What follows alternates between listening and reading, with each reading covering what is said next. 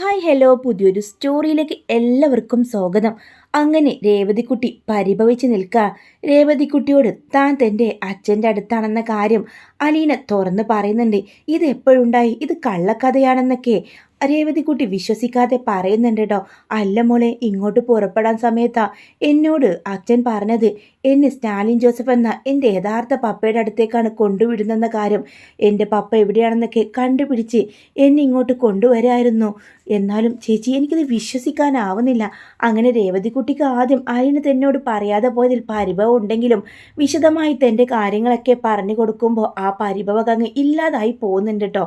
അങ്ങനെ ഇടയ്ക്കിടയ്ക്ക് അവർ ഫോൺ സംഭാഷണ. ആ സമയത്ത് ഗ്രേസമ്മയോടും മാമച്ചനോടും എല്ലാ വിശേഷങ്ങളും രേവതിക്കുട്ടി പറയാണ്. എവിടെ എന്നിട്ട് നിന്റെ അലീന ചേച്ചിയുടെ പപ്പയുടെ വീട്? കുളത്തുപുയിലെ ഒരു ബംഗ്ലാവിലാണ്. ആണോ? ഒരു തോട്ടം എസ്റ്റേജും എന്തൊക്കെയുണ്ടെന്നാ പറഞ്ഞത്. ഒരു 3 ഏക്കർ സ്ഥലത്ത് നടുവിലായിട്ട് വലിയൊരു ബംഗ്ലാവെന്നാണ് ചേച്ചി പറഞ്ഞത്.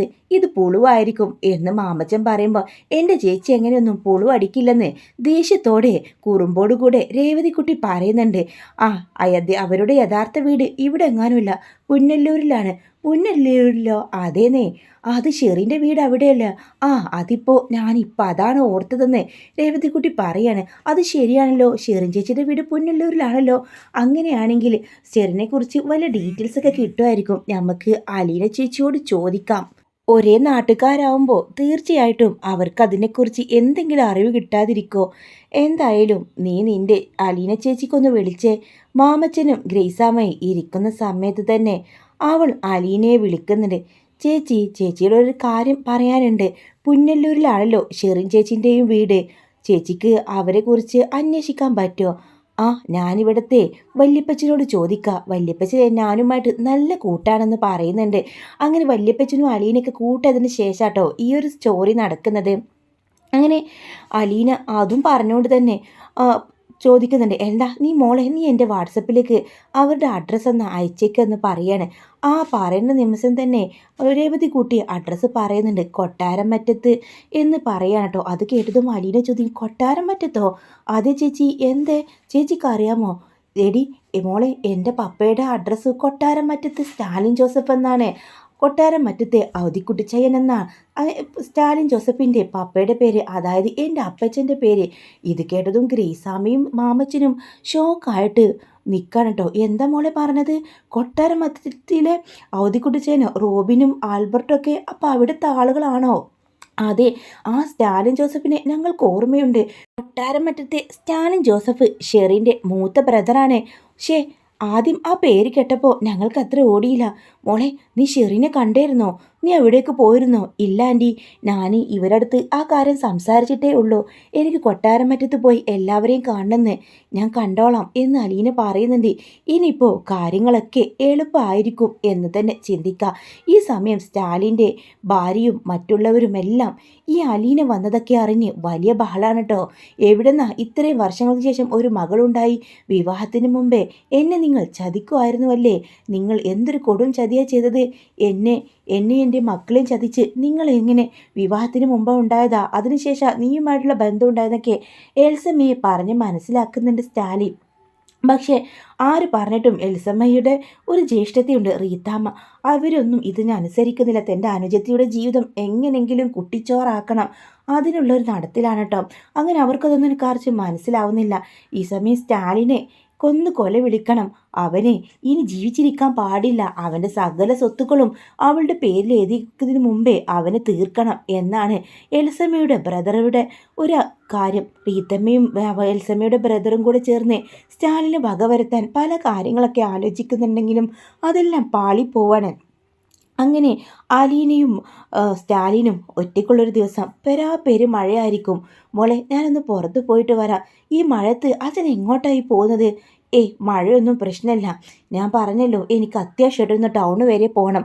അങ്ങനെ അലീന സ്റ്റാലിനോട് പോകണ്ടെന്നൊക്കെ പറയുന്നുണ്ട്. അവൾക്ക് എന്തോ വല്ലാത്ത ഭയം തോന്നുക. നിനക്കിവിടെ തനിച്ചിരിക്കാൻ ഭയം ഉണ്ടായിട്ടാണോ പോവേണ്ടെന്ന് പറയുന്നത്? അല്ല പപ്പ, ഈ മഴയത്ത് പോവേണ്ട എന്നാ ഞാൻ പറഞ്ഞത്. അതിൻ്റെ ആവശ്യമില്ല. പെട്ടെന്ന് ഒരാളെ കാണാനുണ്ടെന്ന് പറഞ്ഞ് സ്റ്റാലിൻ ഇറങ്ങാണ് കേട്ടോ. അങ്ങനെ രാത്രിയായി. സദ്യ കഴിഞ്ഞിട്ടും സ്റ്റാലിനെ കാണുന്നില്ല. അവൾ ഫോണെടുത്ത് സ്റ്റാലിൻ്റെ ഫോണിലേക്ക് വിളിക്കുന്നുണ്ട്. എന്നാൽ ഔട്ട് ഓഫ് റേഞ്ച് എന്നാണ് കേൾക്കുന്നത്. അവൾക്ക് ആകെ ഭയമായി. അവൾ ഓതിക്കുട്ടിച്ചേനെ വിളിക്കുന്നുണ്ട്.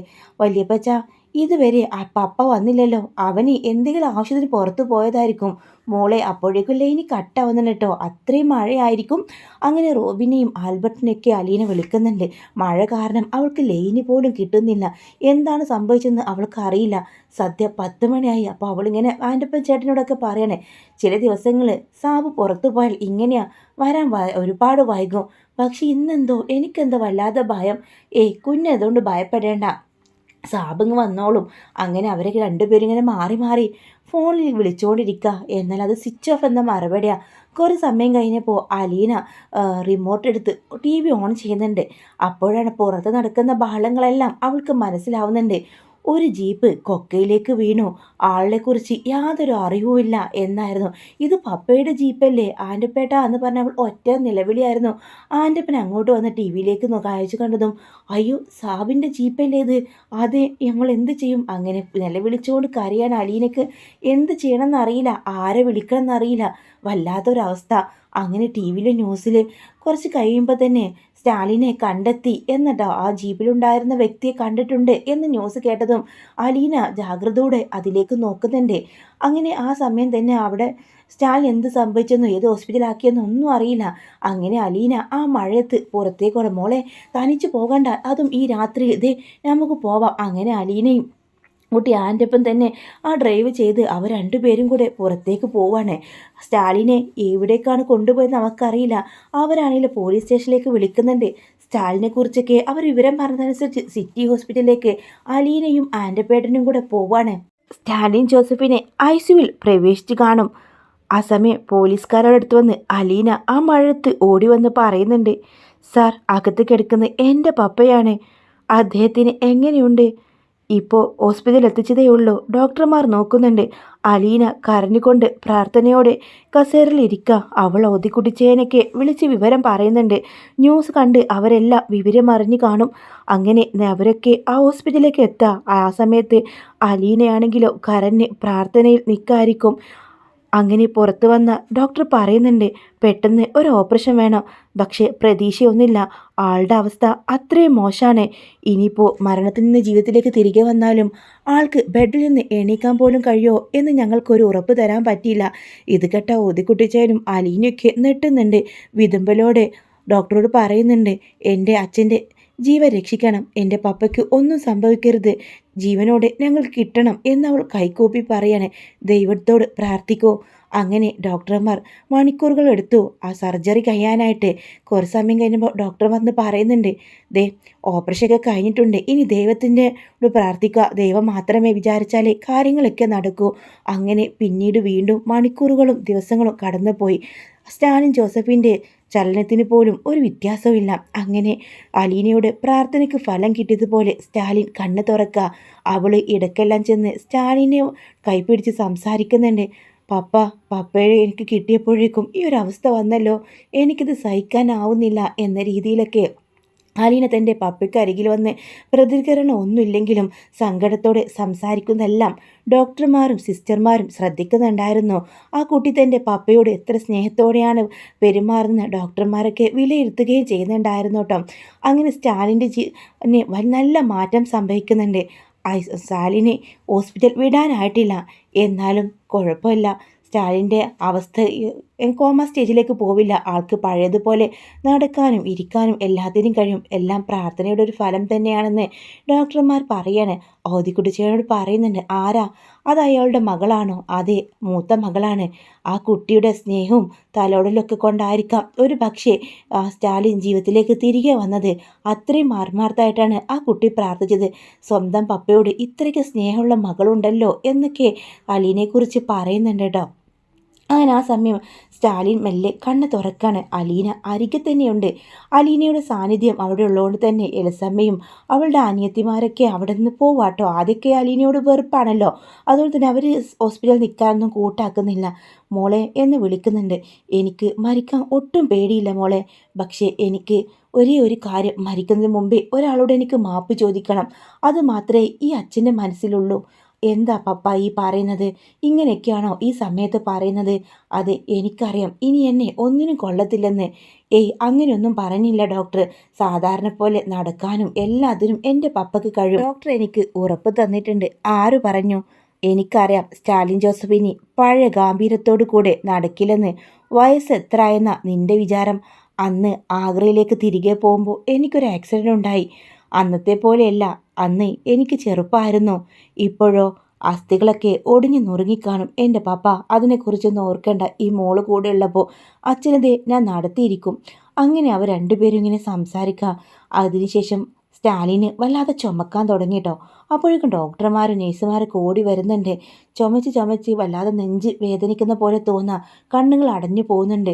അവർ BP ഒക്കെ നോക്കുന്നുണ്ട്. ആ സമയത്താണ് ചെറിയൊരു മൈനർ അറ്റാക്ക് ആണെന്ന കാര്യം ഡോക്ടർ പറയുന്നുണ്ട്. ഇതൊട്ടും പ്രതീക്ഷിച്ചല്ല, അങ്ങനെ വരാൻ സാധ്യതയില്ല, ഇനി ഒരു പ്രതീക്ഷയും ഇല്ല എന്ന മട്ടിലൊക്കെ ഡോക്ടർമാർ സംസാരിക്കുമ്പോൾ അലീനയ്ക്ക് വല്ലാതെ സങ്കടവും ദേഷ്യവും തോന്നുക. ദൈവം തൻ്റെ പപ്പയെ കൈകളിലേക്ക് തന്നിട്ട് തിരിച്ചെടുത്ത പോലെ തോന്നുന്നുണ്ട് കേട്ടോ. അയാളുടെ അവസ്ഥയും മോശമായിക്കൊണ്ടിരിക്കുകയാണ്. അങ്ങനെ ഡോക്ടർ വീണ്ടും അലീനയോടും ഓതിക്കുട്ടിച്ചയോടൊക്കെ പറയുന്നുണ്ട്, നല്ല കെയർ വേണം, ഇനിയും സൂക്ഷിക്കണം. ആളുടെ മനസ്സിൽ എന്തോ വലിയ ടെൻഷനുണ്ട്, അത് ഇനി കൂടാൻ പാടില്ല. എന്തെങ്കിലും അതിനൊരു പരിഹാരം ഉണ്ടാക്കണം. അലീനയോട് എന്തെങ്കിലും പറഞ്ഞോ നിന്റെ പപ്പ? ആരോടോ മാപ്പ് പറയണം മരിക്കുന്നതിന് മുമ്പേ, അല്ലെങ്കിൽ മനസ്സിൽ ഒരു സമാധാനം ഉണ്ടാവില്ലെന്ന് പറഞ്ഞു. അത് ആരാണെന്ന് അച്ഛനോട് ചോദിച്ചറിയണം, എന്നിട്ട് അതിനുള്ള പരിഹാരം ചെയ്യണം. അങ്ങനെ സ്റ്റാലിൻ്റെ അടുത്തേക്ക് അലീന വീണ്ടും പോകുന്നുണ്ട്. പപ്പ, എന്താ പപ്പ ഇത്? ആവശ്യമില്ലാത്ത കാര്യങ്ങളോർത്ത് ടെൻഷൻ ആവാണോ? അല്ല മോളെ, എനിക്ക് ഒരേ ഒരാളോട് ഈ ജീവിതത്തിൽ ഞാൻ തെറ്റ് ചെയ്തെന്ന് തോന്നിയിട്ടുള്ളൂ. അത് നിന്റെ അമ്മ വൈജിയോടാണ്. അവളെ എനിക്ക് കാണണം. അവസാനമായി അവളോട് എനിക്ക് മാപ്പ് പറയാൻ വേണം. ഇത് കേട്ട അലീന നെട്ടലോടെ പറയുന്നുണ്ട്, അതൊരിക്കലും നടക്കില്ല. അത് നടന്നു കഴിഞ്ഞാൽ പിന്നെ അമ്മയുടെ കുടുംബാകെ തകർന്നു പോവും. സമയം സ്റ്റാലിൻ നിറക്കണ്ണുകളോടെ അവളെ നോക്കി. ഇതൊരിക്കലും അവളെ കുടുംബം തകർക്കാനല്ല, എൻ്റെ ഒരു മനസമാധാനത്തിന്. പക്ഷേ ഞാൻ നോക്കാം എന്തെങ്കിലും വഴിയുണ്ടോ എന്ന്. അങ്ങനെ അലീന പുറത്തേക്ക് വരാണ്. അതിനുശേഷം മനുവിനെ വിളിക്കാണ്. ഇവിടെ നടന്ന സംഭവങ്ങളെല്ലാം മനുവിനെ അറിയിക്കുന്നുണ്ട്. ഇതെപ്പോൾ സംഭവിച്ചു? ന്യൂസിലൊക്കെ ഉണ്ടായിരുന്നു. ബാലചന്ദ്ര മേനോൻ 2 തവണ അലീനയെ വിളിച്ച് വിശേഷങ്ങളൊക്കെ ചോദിക്കുന്നുണ്ടായിരുന്നു. ന്യൂസ് ചാനലിൽ സ്റ്റാലിൻ ജോസഫിൻ്റെ അപകടത്തെക്കുറിച്ച് ബാലചന്ദ്രൻ കണ്ടപ്പം മുതലേ അലീനയെ വിളിക്കുന്നുണ്ട്. എന്തെങ്കിലും സഹായം വേണമെങ്കിലൊക്കെ അദ്ദേഹം ചെയ്തു കൊടുക്കാൻ ഒരുക്കായിരുന്നു. എന്നാൽ അലീന പറഞ്ഞു, വേണ്ടെങ്കിലേ വേണ്ട അച്ഛാ, ഇവിടെ അച്ഛൻ പപ്പയുടെ ആളുകൾക്ക് തന്നെയുണ്ട്, അതിനൊന്നും ആവശ്യമില്ല. അച്ഛൻ്റെ പ്രാർത്ഥന മാത്രം മതി ജീവിതത്തിലേക്ക് തിരികെ വരാൻ. കണ്ടു കൊതി തീർന്നില്ല. അപ്പോഴേക്കും എന്നെ വിട്ടു പോകുമെന്ന് കഴിച്ചാൽ എനിക്കത് സഹിക്കാനാവുന്നില്ല. അല്ലെങ്കിൽ പപ്പ ആരാണെന്ന് ഞാൻ അറിയാൻ പാടില്ലായിരുന്നു. ദേ ഇപ്പം ഞാൻ അറിഞ്ഞപ്പോൾ മുതലേ പപ്പയ്ക്ക് ഓരോ അപകടങ്ങൾ. മോള് വിഷമിക്കേണ്ട, ഒന്നും സംഭവിക്കില്ല. നീ അല്ലേ മോളെ അവൻ്റെ കൂടെ ഉള്ളത്. നിൻ്റെ അച്ഛന് ഒന്നും സംഭവിക്കില്ല എന്ന് പറഞ്ഞുകൊണ്ട് തന്നെ ബാലചന്ദ്രൻ ആശ്വസിപ്പിക്കുന്നുണ്ട്. അതിനുശേഷമാണ് കേട്ടോ മനുവിനെ വിളിക്കുന്നത് അലീന. അങ്ങനെ മനുവിനോട് ഇവിടെ നടന്ന സംഗതികളൊക്കെ പറയണേ. ഒടുവിൽ മനു അലീനയുടെ വാക്കുകൾ കേട്ടതും നെട്ടിലോടെ നിൽക്കുക. സ്റ്റാലിൻ ജോസഫ് വൈജാൻറ്റിയെ കാണാൻ ആഗ്രഹിക്കുന്നു എന്ന്, അയാൾക്ക് മാപ്പ് പറയണമെന്ന്, അവസാന നിമിഷമെങ്കിലും ഒരു നോക്ക് കാണണമെന്ന് അച്ഛനോട് പറഞ്ഞാൽ ഒരിക്കലും ഇവിടെ വരെ കൊണ്ടുവരില്ല. മനുവേട്ടൻ എന്തെങ്കിലും കാര്യം പറഞ്ഞ് ഇങ്ങോട്ട് കൊണ്ടുവന്നോ? ഞാൻ മറിഞ്ഞു നിൽക്കാം. അതെങ്ങനെ സാധിക്കും അലീന? പക്ഷേ എനിക്കിപ്പോൾ എൻ്റെ മുമ്പിൽ പപ്പയുടെ ജീവൻ മാത്രമേ ഉള്ളൂ. പ്ലീസ് മനുവേട്ടൻ, എന്നോട് എന്തെങ്കിലും ഇഷ്ടമുണ്ടെങ്കിൽ അത് സാധിപ്പിച്ചു തരുമോ? ഞാൻ നോക്കട്ടെ, ഞാൻ എവിടേക്കാണെന്ന് പറഞ്ഞ് ആൻറ്റി കൊണ്ടുവരും. അതിന് എന്തെങ്കിലും കള്ളം പറഞ്ഞാൽ മതി. അങ്ങനെ വൈജയെ വിളിക്കുന്നുണ്ട് മനു. അതിനും അവിടുത്തെ വിശേഷങ്ങൾ ചോദിക്കുമ്പോഴൊക്കെ മനുവിന് തട്ടുത്തരം പറയാൻ കേട്ടോ. എന്താ നീ ഇപ്പം എന്നെ വിളിച്ചത്? അല്ല, ആ കൊലീന എന്നവൾ എവിടെയുണ്ടെന്ന് നിനക്കറിയാം മനു? നീയും നിൻ്റെ അങ്കിളും കൂടെ ചേർന്ന് അവൾ എവിടെയോ ഒളിപ്പിച്ചതാ. അതെ, ആൻറ്റിക്ക് കാണണോ അവളെ? അതെ, എനിക്ക് കാണണം. എന്നാൽ പോരാൻ തയ്യാറാക്കിക്കോ. കുളത്തുപുഴയിലേക്ക് ഞാൻ ആൻറ്റിയെ കൊണ്ടുപോവാം. ഹോട്ടലിലാണോ ബംഗ്ലാവിലാണെന്നൊക്കെ ആൻറ്റി തന്നെ കണ്ടറിഞ്ഞോ. അങ്ങനെ വൈജയെ കുളത്തുപുഴയിൽ എത്തിക്കാനുള്ള ഒരു വഴി തെളിഞ്ഞ് കിട്ടാട്ടോ. അങ്ങനെ വൈജ പിറ്റേ ദിവസം തന്നെ മനുവിനോട് എൻ്റെ കൂടെ പോകാൻ തയ്യാറാവാണ്. അലീനയെ വിളിച്ച് ഈ വിവരം പറയുന്നുണ്ട്. എന്ത് കള്ളം പറഞ്ഞിട്ടാ അമ്മയെ കൊണ്ടുപോകുന്നത്? അങ്ങനെ ഈ കാര്യവും തന്നെ അലീനയോട് പറയാട്ടോ. അവരൊരു ഹോസ്പിറ്റലിലേക്കാണ് വൈജിയും മനുവും വന്നിറങ്ങുന്നത്. എന്നാൽ അലീന ഇവരുടെ കണ്ണിൽ നിന്ന് മറഞ്ഞ് അപ്പുറത്തേക്ക് മാറി നിൽക്കാണ്. ഓതിക്കുട്ടിച്ചേനും അലീനയെ അമ്മയെ ഇങ്ങനെ കാണുന്നുണ്ട്. നേരിട്ട് കണ്ട് ഇതുവരെ പരിചയമില്ല. പക്ഷേ അലീന പറഞ്ഞിട്ടുണ്ടായിരുന്നു കാര്യങ്ങളൊക്കെ. തൻ്റെ പപ്പയുടെ ആവശ്യവും എല്ലാം ഓതിക്കുട്ടിച്ചയോട് പറഞ്ഞിരുന്നു. ഒന്നും അറിയാത്തവനെ പോലെ അവിടെ നിൽക്കാണ്. അങ്ങനെ ഓതിക്കുട്ടിച്ചേൻ്റെ അടുത്തേക്ക് വന്നിട്ട് മനു ചോദിക്കുന്നുണ്ട്, എവിടെയാ അങ്കിൾ? ICUവിലാ എന്ന് പറയണം. സമയം മനുവിനോട് വൈജി ചോദിക്കും, നമ്മളെന്തിനാ ഇങ്ങോട്ട് വന്നത്? ആൻറ്റി പ്ലീസ് കുറച്ച് സമയമൊന്നും മിണ്ടാതിരിക്കോ. എനിക്ക് പ്രിയപ്പെട്ട ഒരാളെ കാണാൻ വേണ്ടി വന്നതാ. കൂട്ടത്തിൽ അലീനയും കാണിക്കാമെന്നാ ഞാൻ കരുതിയത്. ഇപ്പോൾ ഞാൻ എന്നാൽ ഇവിടെ ഇരിക്കാമെന്ന് പറഞ്ഞുകൊണ്ട് ഒരു ചെയറിൽ ചെന്നിരിക്കുന്നുണ്ട്. അങ്ങനെ അലീന അവൻ്റെ മനു വിളിക്കാട്ടോ. എവിടെയാ? അതെ, ഞാൻ ICUയുടെ ഉള്ളിൽ തന്നെയുണ്ട്. അങ്ങനെയാണെങ്കിൽ ദേ വൈജമ ആൻറ്റി വന്നിട്ടുണ്ട്. എന്നെ കാണേണ്ട, മനുവേട്ടൻ തന്നെ അകത്തേക്ക് കൊണ്ടുവന്നോളൂ. ഞാൻ ഡോക്ടറുടെ പെർമിഷനെല്ലാം വാങ്ങിയിട്ടുണ്ട്. അങ്ങനെ വൈജിയെ വിളിക്കാം. ഞാനെന്തിനാ മനു ഈ അദ്ദേഹത്തെ കാണുന്നത്?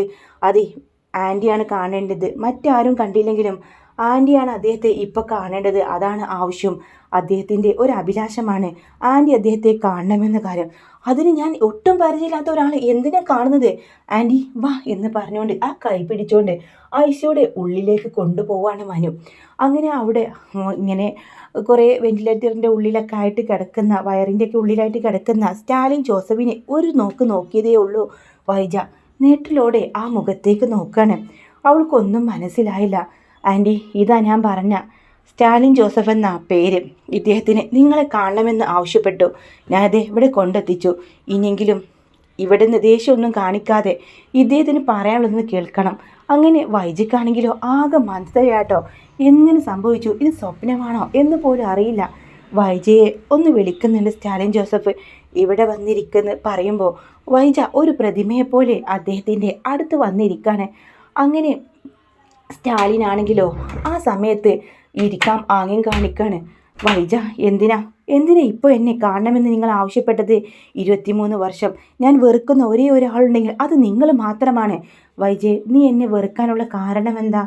ഒടുവിൽ ചോദിക്കുന്നുണ്ട്. കാരണം എന്തെന്നോ നിങ്ങൾക്കറിയില്ലേ? നിങ്ങളാണ് ചതിച്ചു, എന്നെ സ്നേഹം നടിച്ചു, എന്നെ വഞ്ചിച്ചു, എന്നെ ആഗ്രയിൽ ഒരു വാടക വീട്ടിൽ ഉപേക്ഷിച്ചു പോയി. നിറവയറുള്ള നിങ്ങളെക്കുറിച്ച് പിന്നെ ഞാൻ ഒരിക്കലും അറിഞ്ഞിട്ടില്ല. വൈജി, അതൊക്കെ നീ കേട്ട കഥകളല്ലേ? ഒരിക്കലെങ്കിലും നിനക്ക് മനസ്സിലായിട്ടുണ്ടോ ഞാനാണോ നീയാണോ ശരിയും തെറ്റെന്ന്? എനിക്ക് നിന്നെയായിരുന്നു ദേഷ്യം, നീ എന്നെക്കുറിച്ച് അന്വേഷിച്ചില്ലെന്ന്. നിനക്ക് എന്നെയും ഞാനൊന്നും അറിയാതെ 1 വർഷത്തോളം കോമ സ്റ്റേജിലും ഒക്കെ ആയിട്ട് ഹോസ്പിറ്റലിലും വീടൊക്കെ ആയിട്ട് കഴിയായിരുന്നു. നിന്നെക്കുറിച്ച് അന്വേഷിക്കാൻ എനിക്ക് കഴിയുമായിരുന്നില്ല. മരണത്തിൽ നിന്ന് തിരിച്ചു വന്നതാ ഞാൻ അലീന. എൻ്റെ അടുത്ത് എത്തും വരെ എനിക്ക് നിന്നോട് ദേഷ്യമായിരുന്നു. നീ എന്നെ ചതിച്ചെന്നവളായിരുന്നു. നിന്റെ വിവാഹം കഴിഞ്ഞിട്ടാണ് ഞാൻ മറ്റൊരു സ്ത്രീയുടെ കാര്യത്തിൽ താലി കെട്ടിയത്. അലീനയോ? വൈജ ചോദിക്കുന്നുണ്ട്. അതെ, അലീന എൻ്റെ വീട്ടിൽ എൻ്റെ കൂടെയുണ്ടവൾ. അവളാ എൻ്റെ കുടുംബം നശിപ്പിച്ചത്. വെറുതെ നീ ഓരോ കാര്യങ്ങൾ പറയേണ്ട വൈജയെ. നിനക്ക് ഒന്നും അറിയില്ല. ഈ അവസാന നിമിഷം നിന്നോട് മാപ്പ് പറയാനും സത്യങ്ങൾ തുറന്നു പറയാനാണ് നിന്നെ കാണണമെന്ന് ഞാൻ ആഗ്രഹം പ്രകടിപ്പിച്ചത്. അലീന, അവൾ എൻ്റെ കൂടെയുണ്ട്. ഹോഹോ, അപ്പോൾ അവളെ കൂടെയാണ് ഇപ്പോൾ നിങ്ങളുടെ പൊറുതി. ഈ ഹോസ്പിറ്റലായിപ്പോയി. അല്ലെങ്കിൽ ഇതിന് മറുപടി കൈക്കൊണ്ട് തരുമായിരുന്നോ? സ്വന്തം മകളെ ആരെങ്കിലും കൂടെ പൊറുപ്പിക്കുമോ? അവൾ എൻ്റെ മകളാണ്. ഇത് കേട്ടതും വൈജ നെട്ടി അയാളെ നോക്കുന്നുണ്ട്. എന്താ പറഞ്ഞത് മനസ്സിലായില്ലേ? അവളെ എൻ്റെ മകളും നിനക്കും എനിക്കും ജനിച്ച നമ്മുടെ പൊന്നു മകളാണ്. അത് നമുക്ക് 2 പേർക്കും അറിഞ്ഞില്ല. നമ്മുടെ കൂടെയുള്ളവരും കൂടെപ്പിറപ്പുകളുമാണ് നമ്മളെ ചതിച്ചത്. ഇത് കേട്ട വൈജയ്ക്ക് വല്ലാത്ത സങ്കടവും ബോധം കെട്ട് വീഴുന്ന പോലെ തോന്നി. തല കറങ്ങുന്ന വൈജയെ താങ്ങിയെടുത്തു അലീനയും മനുവും കൂടെ ചേർന്ന് സ്റ്റെയറിൽ ഇരുത്തുന്നുണ്ട്. അമ്മേ, വെള്ളം വേണോ? ആദ്യമായി അലീന അമ്മ എന്ന പദം ഉപയോഗിക്കുമ്പോൾ വൈജ അവളുടെ മുഖത്തേക്ക് തന്നെ നോക്കാണ്. അങ്ങനെ വെള്ളം കൊടുക്കാണ്. മനുവും അലീനയും കൂടെ ചേർന്ന് വൈജയെ കാര്യങ്ങൾ പറയുന്നുണ്ട്. വൈജ അപ്പോഴും ഒന്നും മനസ്സിലാവാതെ ഒരു ഭ്രാന്തിയെ പോലെയാണ് അലീനയെ നോക്കുന്നത്. പൊട്ടിക്കരഞ്ഞുകൊണ്ട് മനുവിൻ്റെ നെഞ്ചിലേക്ക് വീഴുന്നുണ്ട്. ഞാൻ കേട്ടതൊക്കെ സത്യമാണോ മനു? അതെ അങ്കിളിനെ അറിയാം. ബാലചന്ദ്രൻ അങ്കിളാ അലീനയെ സ്വന്തം പപ്പയെ അരികിലേക്ക് എത്തിച്ചത്. ആൻറ്റിയോട് ദേഷ്യം കാണിച്ചതും മാറ്റി നിർത്തിയതും ഈ ഒരു സത്യം അറിഞ്ഞുകൊണ്ടാണ്. ആൻറ്റി, ഇനി പ്രശ്നത്തിനൊന്നും പോവേണ്ട. ഇപ്പോൾ ദേ ഈ കിടക്കുന്ന സ്റ്റാലിൻ അങ്കിൾ ആൻറ്റിയെ വിളിച്ചു വരുത്തിയതും മാപ്പ് ചോദിക്കാനാ. നിങ്ങളാരും ഒരു തെറ്റും ചെയ്തിട്ടില്ല. ചെയ്തവരൊക്കെ നിങ്ങളുടെ കൂടെപ്പിറപ്പുകളും വീട്ടുകാരുമായിരുന്നു. ഇനിയിപ്പോൾ എന്താ വേണ്ടത്? സ്റ്റാലിൻ വൈജിയോട് പറയും, മരിക്കുന്നതിന് മുമ്പേ നിന്നെ കാണുമെന്ന് ഞാൻ ആഗ്രഹിച്ചിരുന്നു. പക്ഷേ ഇതൊക്കെ ഇങ്ങനെ ആവുമെന്ന് ഒരിക്കലും കരുതിയില്ല. നിന്നോട് എനിക്ക് മാപ്പ് പറയണം. ഞാനൊരു തെറ്റും ചെയ്തിട്ടില്ല. ആ സമയം സ്റ്റാലിൻ്റെ കൈ പിടിച്ച് പൊട്ടിക്കരയാട്ടോ. പക്ഷേ സ്റ്റാലിൻ മരിക്കുന്നൊന്നുമില്ല. സ്റ്റാലിനും ബാലചന്ദ്രൻ പക്ഷേ ഈ സ്റ്റോറിയിൽ മരിക്കുന്നുണ്ട് കേട്ടോ. പക്ഷെ വൈജിയും അലീനയും സ്റ്റാലിനും ഒരുമിക്കുമെന്ന ഒരു പ്രതീക്ഷയിൽ നമുക്ക് മുന്നോട്ട് പോവാം. അപ്പോൾ നിങ്ങൾക്കൊരു വീഡിയോ ഇഷ്ടമാണെങ്കിൽ ലൈക്ക് ചെയ്യാനും ചാനൽ സബ്സ്ക്രൈബ് ചെയ്ത് സപ്പോർട്ട് ചെയ്യാനും മറക്കല്ലേ.